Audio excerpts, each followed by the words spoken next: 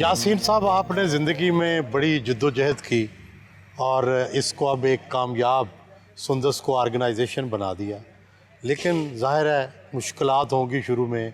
पहली तनख्वाह कितनी थी? किस तरह यहाँ तक पहुँचे? क्या दौलत थी जिससे यहाँ पहुँचे या स्ट्रगल की? वडाई साहब, मैंने कोशिश की और खलूस नीयत से कोशिश की। दौलत तो मेरे पास इतनी नहीं थी, ना अब भी मेरे पास इतनी दौलत है, लेकिन मेरे पास खुलूस है और मेरी नीयत पहली ठीक है। तनख्वाह कितनी थी जब आप एक दूसरे अदारे में काम करते थे? उस वक्त मेरी तनख्वाह जो है वो 1200 रुपया थी, लेकिन 1200 रुपया भी जो है वो मुझे 6 माह के बाद जो है वो मिली मुझे। और इस तरीके से जब मैं उस इदारे में काम करता था, जिस तरह मैंने पहले बताया कि थैलेसीमिया के मरीज़ों की मदद मैं करना चाहता था, उनको बहुत मुश्किलात थी, तो मैंने फिर जो है वो अपनी फैमिली से दरख्वास्त की। मेरी फैमिली ने मेरी जो आबाई ज़मीन थी वो बेची और फिर मैंने जो है ये सुंदस फाउंडेशन जो है वो। कितने पैसे आए और कितने लगाए? क्योंकि मेरे वालिद साहब भी जो है वो एक प्राइवेट मुलाज़म थे, एक छोटी सी मुलाजमत करते थे, और उन्होंने जो थोड़ा बहुत जमा किया और उनको जो विरासत में मिली जगह, उसको जो है वो अपना क्या कहते हैं सेल किया। उस वक्त 97 में जब सुंदस फाउंडेशन स्टार्ट करना था, उस वक्त जो है वो 22 लाख रुपए में वो जगह सेल हुई थी, लेकिन उस 22 लाख में से तकरीबन जो है वो 4 से 5 लाख जो है वो मेरी फूफियों वगैरह का हिस्सा था, वो उनको दिया, और बाकी जो रकम थी उससे जो है वो सुंदस फाउंडेशन। सारे भाइयों का हिस्सा भी इसमें डाला? सारे भाइयों का, और ये मेरे बहन भाइयों का और मेरी वालदा को जो है वो ख़ास उनकी मेहरबानी है कि जो है ये उन्होंने अपना हिस्सा भी दिया और ये सुंदस फाउंडेशन स्टार्ट हुआ। लेकिन जब ये सुंदस फाउंडेशन स्टार्ट हुआ तो शुक्र है अल्हम्दुलिल्लाह, बहुत सारे लोग इसके साथ जुड़े और बहुत सारे लोग मिले। लेकिन मैं आपको बताता चलूँ कि मैंने जिस भी शहर में काम शुरू किया, सबसे पहले जो है वो पैसे जो है वो अपने लगाए। यानी अपने लगाने से मुराद जो मुझे पैसे मिले, सुंदस फाउंडेशन गुजरांवाला से स्टार्ट किया और गुजरांवाला से बाकी जो सफ़र स्टार्ट किया, लोगों ने मेरा काम देखा और तभी लोग मेरे साथ जुड़ते गए। और मैं ये समझता हूँ कि अगर जो काम है, जिस तरह सुंदस फाउंडेशन का काम है, ये शफाफ हो और ये नीयत से किया जाए, तो बहुत सारे लोग जो हैं हमारे मुल्क में वो जो है अपना अतिया करते हैं, अपना खैरात करते हैं, अपनी डोनेशन देते हैं।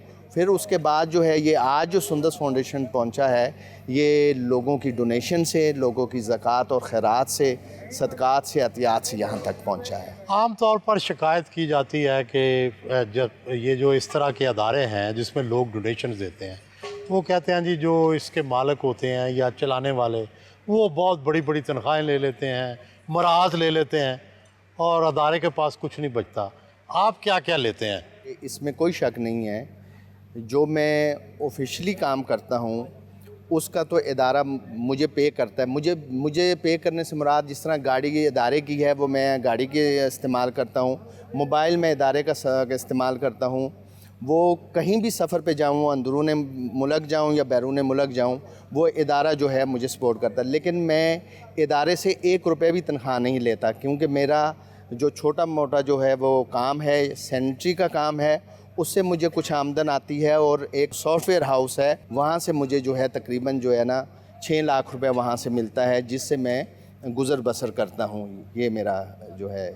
और बाकी जो लोग कहते हैं हमारे जैसे इदारों के बारे में, पहले उन लोगों को ये देखना चाहिए कि वो यासीन खान की स्ट्रगल को देखें, वो नाजिम जीवा साहब की स्ट्रगल को देखें, वो और जो एदी साहब की स्ट्रगल को देखें, या और इदारा के जो सरबराह हैं उनकी स्ट्रगल को देखें, उनकी मुसीबतों को देखें। कभी उन मुसीबतों में भी जो है वो हाथ बटाएं और आएँ। और ये कहना तो बहुत आसान होता है, मेरे बारे में कोई कह दे, किसी के बारे में कह दे, तो मैं सिर्फ उन ये कहने वालों से कहता हूँ वो पहले यासीन खान की ज़िंदगी में झांक कर देखें। वो देखें कि मैं कितनी मराहत लेता हूँ या मैं कितनी लेविश किस्म की ज़िंदगी बसर करता हूँ, तभी उनको पता चल सकेगा। और मैं आपको ये बात करूँ कि जब हमारे इदारे का और बाकी जो इदारे हैं, जो कामयाब इदारे हैं, उनका भी जो निज़ाम है बहुत शफाफ चलता है। वो जो पैसा हमें लोग देते हैं वो चेक करते हैं कि वो ये पैसा जो है मरीज़ों की फलाह बहबूद के ऊपर, मरीज़ों के इलाज के ऊपर ख़र्च हो रहा है या नहीं हो रहा है, और ख़र्च हो रहा है तो तभी जो है वो लोग देते हैं। और मैं शुक्र है अल्हम्दुलिल्लाह अपने तमाम उन डोनर्स का, मुखय्यर हज़रात का शुक्रिया अदा करता हूँ जो सुंदस फाउंडेशन को देते हैं और जो बाकी इदारों को देते हैं। ये लोगों का एतमाद है सुंदस फाउंडेशन के ऊपर, तो तभी जो अब माहाना ख़र्चा जो है 10 करोड़ रुपया है। मैं कोई मिल ऑनर तो नहीं हूँ, मैं कोई फैक्ट्री ऑनर नहीं हूँ, या मेरी कोई इतनी ज़मीनें नहीं हैं कि मुझे जो है वो पैसे वहाँ से आएंगे तो तभी मैं इदारा चला सकूँगा। ये इस मुल्क के जो लोग हैं, मुखय्यर हजरात हैं, एक आम आदमी भी इसको 5 रुपया डोनेशन देने वाला भी है, 5 लाख रुपया डोनेशन देने वाला भी है, और 50 लाख और 1 करोड़ सबसे ज़्यादा आज तक डोनेशन कितनी मिली और किसने दी? हमारे मुख्तलिफ डोनर हैं, वो नाम बताना पसंद नहीं करते कि हमारा नाम ना लिया जाए। हमें जो है तकरीबन जो है वो 2 करोड़ रुपए भी डोनेशन दी हुई है। लोगों ने करोड़ रुपए दिए, और लाखों रुपए भी देने वाले बहुत सारे डोनर हैं, और हज़ारों और सैकड़ों रुपए देने वाले भी बहुत सारे लोग हैं जो हमें देते हैं। ये कतरा कतरा मिल के जो है वो समंदर बनता है, और उससे ये सुंदस फाउंडेशन चलता है। तो जिस तरह मैंने ये बताया कि मुखय्यर हजरात जो है वो जुड़े, जिस तरह मुन्नू भाई हमारे साथ जुड़े, आपने हमारी पार्टनरशिप कबूल की, खालिद अब्बास डार साहब हैं, सुहेल अहमद अजीज़ी साहब हैं, इस तरह के लोग हैं। और अगर आप लोग ना होते तो शायद ये इदारा जो है आज इतनी तरक्की ना करता। ये जो है वो तरक्की आप लोगों की वजह से है और उन मुखय्यर हजरात की वजह से है जिन्होंने जो है हमें आज यहाँ तक पहुँचाया। यासीन साहब, आपने बड़े बड़े दुखी लोग देखे, उनके दुख भी सुने, वो कौन सा लम्हा था जिसमें आप किसी का दुख सुन के रोए ज़ारो कतार? ये बात तो अब हो जाएगी। ये बहुत मौके आए, ये बहुत मौके आए जब, क्योंकि ये जो थैलीसीमिया और हीमोफीलिया के मरीज़ बच्चे हैं ना, ये सिर्फ़ उन वालदैन के बच्चे नहीं हैं, वो सुंदस के साथ साथ यासीन खान के भी बच्चे हैं। उनका दुख और दर्द देख के जो है वो मैं तड़प जाता हूँ, क्योंकि मैं एक हसास आदमी हूँ, मुझे रोना भी आता है, मुझे तकलीफ़ भी होती है। मैं रातों को भी रोता हूँ, दिन के वक्त भी जब इनकी तकलीफ़ और परेशानी को देखता हूँ रोता हूँ। लेकिन सबसे ज़्यादा तकलीफ़ मुझे उस वक्त हुई थी जब मैंने अपने लाहौर सेंटर को जो है वो स्टार्ट किया था।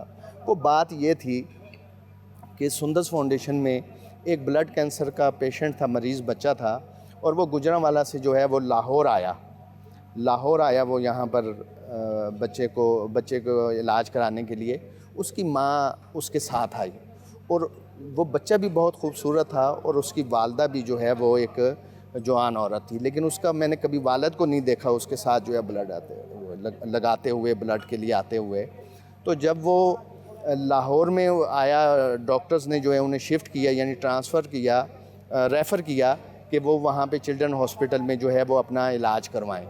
तो मुझे एक दफ़ा फ़ोन आया किसी और पेशेंट के लिए कि जो है वो अपना क्या कहते हैं, वहाँ पे जो है वो ब्लड जो है वो आपने पहुँचाना है। मैं ब्लड देने के लिए पहुँचाने के लिए आया, तो वहाँ पे मैंने देखा तो वो माँ जो है वो कुछ डोनर जो है वो ब्लड देने के लिए आए, और वो उनके साथ जो है वो बहुत हंस खेल के जो है वो बात कर रही। और मैंने कहा उसके रिश्तेदार अजीज़ होंगे। तो जब मैं वापस जाने के लिए ब्लड वहाँ पे दे के लिए मरीज़ को आया, तो जब देखा तो वो मुझसे मिली, और वो अपने बच्चे को लेके बहुत दुखी थी। और मैंने कहा आप तो अभी बहुत खुश थी, और आपके ये अज़ीज़ थे जो वो कर रहे। कहते नहीं, ये मेरे अज़ीज़ नहीं थे। आप देखें कि उस माँ के लिए, उस औरत के लिए कितना होगा जो गैरों के साथ भी हंसना पड़ता होगा उसको। और वो लम्हा भी मेरे लिए बहुत तकलीफ़ का था। उस माँ के आंसू निकल आए, तो मैंने फिर जो है वो कोशिश की कि इस तरह की जो माएँ हैं उनको जो है वो किसी गैरों के साथ जो है हंसना ना पड़े, उनको जो है ज़्यादा उनको बात ना करनी पड़े।